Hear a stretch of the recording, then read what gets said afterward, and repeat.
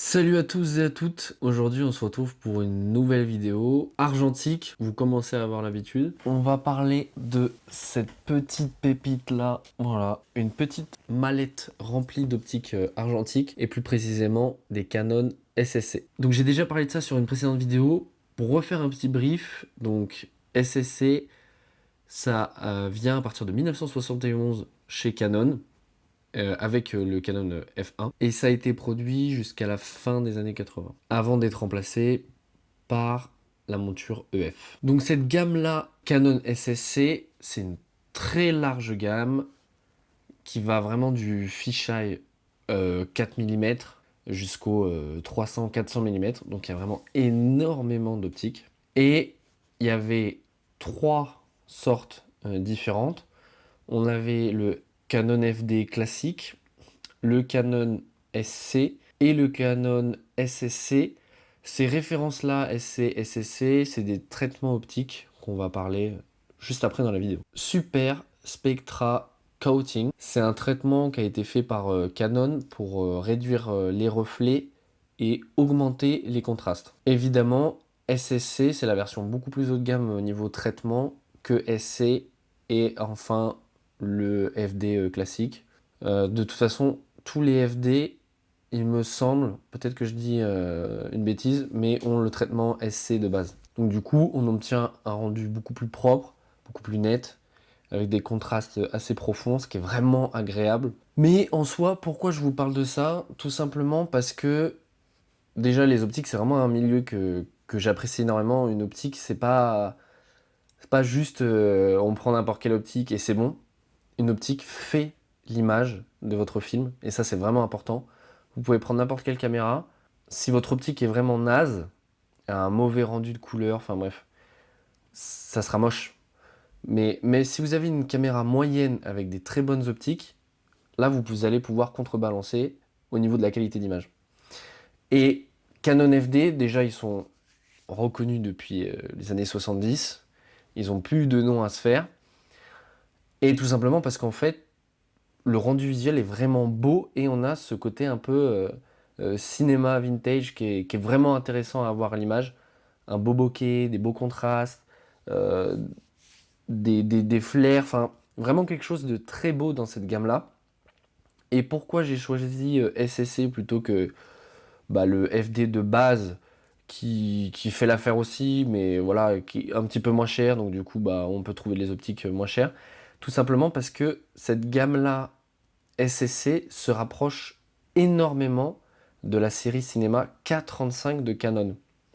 Pourquoi? Parce que tout simplement, la série K35 de Canon, ils ont pris des Canon SSC, ils les ont déhaussés, ils ont récupéré les lentilles qu'il y avait dedans, ils les ont rehousing dans des trucs en alu, avec des dents pour le follow focus, rajouté des lamelles en plus, et voilà, on a une K35. Donc en fait, on peut se permettre d'avoir, entre guillemets, des K35 à un prix 10 fois inférieur. Parce que j'ai clairement pas les moyens de m'acheter une série K35. Donc on fait avec ce qu'on a. Et au final, vu qu'on s'en rapproche énormément, on arrive à avoir un niveau à peu près équivalent. Bon, forcément, on peut pas comparer ce qui est comparable, hein. La différence de prix fait aussi le fait qu'il y a un rehousing complet, des lamelles en plus. Enfin, le résultat est différent, mais on s'en rapproche énormément. Donc c'est pour ça que j'ai choisi cette série-là. À l'intérieur de ma série, on retrouve quoi? On retrouve un 20 mm qui est juste là, qui me filme actuellement, que j'ai trouvé au Japon, parce que je suis allé au Japon et ça m'a permis de ramener des optiques pour vraiment pas cher. À titre d'exemple, le 20 mm qui me filme actuellement, je l'ai eu à 20 euros et c'est vraiment pas une blague. Je l'ai vraiment eu à 20 euros parce que j'étais dans une petite boutique perdue au milieu de nulle part. Le 20 SSC était attaché sur un boîtier, je crois que c'était un FT QL ou un truc dans le genre. Le FT QL était à la ramasse complet et il y avait l'optique dessus, neuve. 20 euros, donc autant vous dire que quand j'ai vu ça, j'étais comme un fou parce que vous ne trouverez pas de 20 mm SSC comme neuf à 20 euros. Donc vraiment, j'étais trop content. Donc, dans cette petite mallette, qu'est-ce qu'on va retrouver? Des optiques, évidemment. Donc là, on a un 24 mm qui est en SSC. Donc c'est un sigle que vous trouverez, il est rouge sur l'optique. Voilà. J'ai bien évidemment rajouté une bague de follow focus pour les transformer en optique cinéma. Donc c'est entre gros guillemets parce que forcément une optique cinéma, elle est désossée, elle est remise dans une nouvelle structure autour. Enfin bref, peu importe. Mais en soi, c'est la même chose. Euh, et je me suis fait un petit kiff, petit cache style monture PL. Évidemment, c'est pas de la PL. On pourrait, hein, ça se fait. Voilà, ça c'est un peu le truc de Kekos.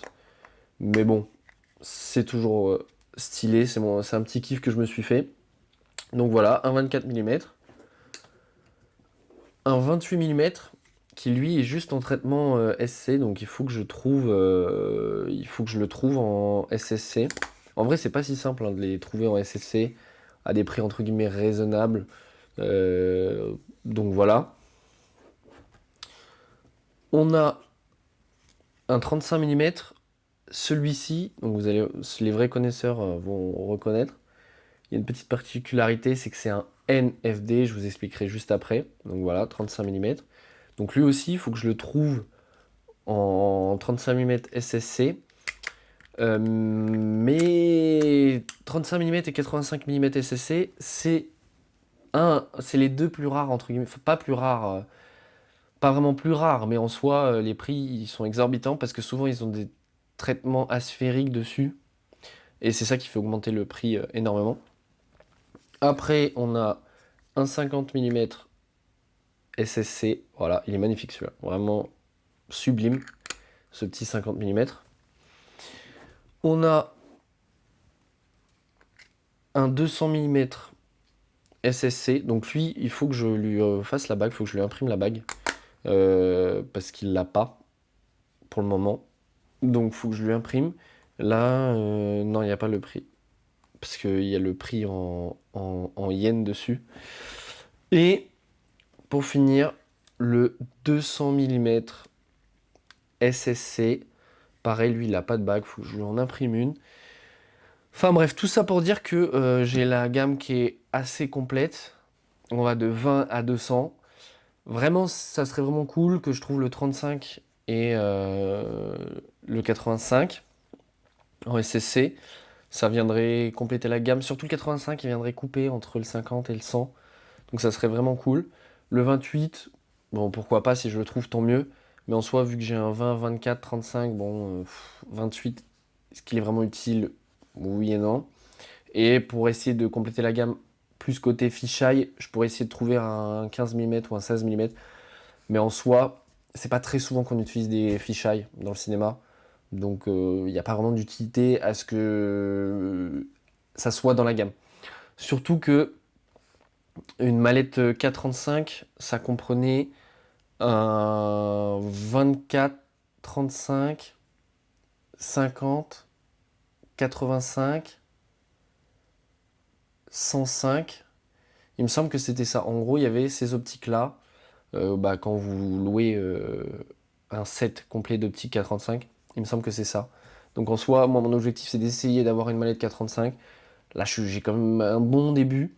Et je suis très content, en fait, parce que ça permet d'avoir un rendu cinéma à des prix vraiment, vraiment attractifs. Et en plus de ça, si vous avez une imprimante 3D comme moi, vous pouvez rajouter une bague follow focus. Ça fait augmenter le prix parce que forcément, quand vous avez une bague follow focus dessus, elle passe automatiquement en ciné, entre guillemets. Et quand vous avez une mallette complète d'optique avec des bagues follow focus, autant vous dire que voilà, c'est une très très bonne série. Là maintenant, on va parler de la différence entre SSC et NFD, sachant que SSC c'est un traitement optique, NFD c'est une gamme différente. Donc il y avait deux gammes, il y avait le FD normal et le NFD, New FD. La grosse différence de ça, c'est que tous les NFD sont en traitement SSC de base. Voilà, donc ils ont tous le traitement anti-reflet et augmentation des contrastes. Mais la grosse différence, c'est que NFD c'est en plastique et SSC, enfin FD classique, c'est en métal, donc beaucoup plus robuste. Et les FD ont un côté un peu plus vintage, qui est beaucoup plus agréable visuellement que les NFD. Donc c'est pour ça que, bon, le NFD que j'ai là, c'est cool, il est là.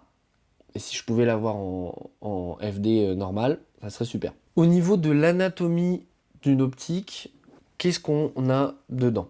Généralement, donc les SSC ont entre 6 et 8 lamelles de diaph. Ça pouvait aller monter sur 9 dans ce qui était un peu plus haut de gamme. C'est un bokeh qui est circulaire parce que bah, les lamelles sont assez arrondies quand même. Donc on a un très beau bokeh. Dessus, on pouvait retrouver donc des lentilles concaves, convexes et asphériques. Les modèles les plus classiques avaient des lentilles convexes, mais le problème c'est que les lentilles convexes attirent pas mal de flair. Donc c'est pour ça que c'était vraiment les lentilles de base. Certaines avaient des lentilles concaves, ça permettait d'éviter les distorsions, limiter un tout petit peu les flares aussi. Donc ça permet d'avoir de la netteté plus facilement. Et d'ailleurs la plupart de ceux-là sont en concave. Les SSC sont en concave. Il n'y a pas énormément de SSC en convexe. De toute façon ça dépendait tout simplement de à quelle période elle a été construite. Si c'était moins cher dans la gamme, enfin bref, ça dépendait de ça. En vrai, je vous conseille de bien regarder quand vous en achetez une, savoir si elle est concave ou convexe. Et enfin, il y avait les modèles asphériques, là qui coûtent un bras. Et en fait, c'est simple, les modèles asphériques, ils éliminaient toutes les aberrations chromatiques, sphériques. Et c'est pour ça que ça coûtait énormément cher parce que le verre est asphérique. En soi, je trouve pas énormément d'utilité. Enfin, si, il y a une utilité puisque ça a été fait, ça permet d'enlever les aberrations. Mais dans le cinéma, dans la vidéo, des fois, on vient chercher un tout petit peu ces aberrations chromatiques. Et donc, du coup, c'est un rendu différent, ça a un charme. Donc, c'est pour ça que vraiment, le fait de trouver des FD SSC concaves, c'est beau quoi. C'est beau, c'est pas cher et ça permet de faire un rendu cinéma qui est vraiment cool. Donc voilà, je voulais faire un petit point aussi. Donc il faut savoir que toute la gamme, c'est des optiques plein format. Voilà, parce que de base, elles étaient sur du 35 mm.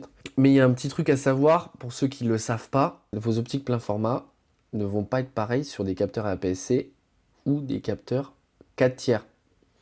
Je l'ai sous les yeux juste là.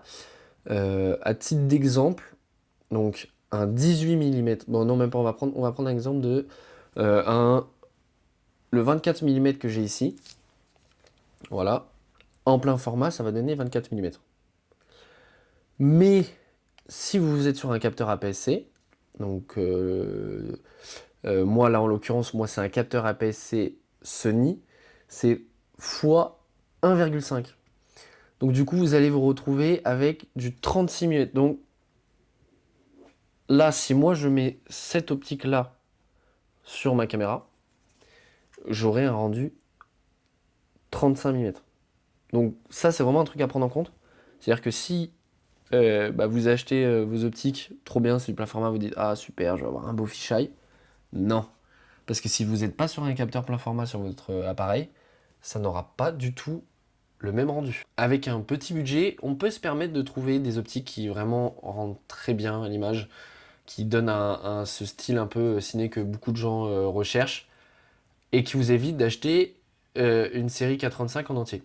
Voilà. Donc c'est vraiment cool, je suis vraiment content. N'hésitez pas à me dire, vous, si vous aimez bien cette gamme-là. Moi, perso, je vois que par ça. Je vois que par ça parce que aussi, c'est surtout une question financière. Très clairement, euh, quand j'ai la capacité d'acheter un 18 mm SSC qui a un rendu cinéma, que je peux cinémoder en rajoutant une bague follow focus imprimée en 3D à 100 balles, je préfère avoir ça en sachant le rapport qualité-prix qui est vraiment trop bien, plutôt que d'acheter une optique à 1000 balles, 2000 balles, 3000 balles. Donc là, toute la gamme, il doit en avoir pour 1000 ou 1500 euros. Mais j'ai 1, 2, 3, 4, 5, 6, 7. j'ai 7 optiques. Ça aurait pas été le même prix si j'avais pris des optiques ciné de maintenant en fait. Puis ça a pas le même rendu, ça a pas le même charme. De toute façon, c'est les goûts et les couleurs. Un chez-fob va préférer telle optique, un autre chez-fob va préférer telle optique. J'ai envie de dire, voilà, c'est les goûts, les couleurs et aussi savoir si ça a un beau rendu à l'image. Donc, n'hésitez pas à me dire tout ça en commentaire. En tout cas, moi, ça m'a fait extrêmement plaisir de vous parler de ça. Et puis, on se dit à je sais pas quand pour une nouvelle vidéo.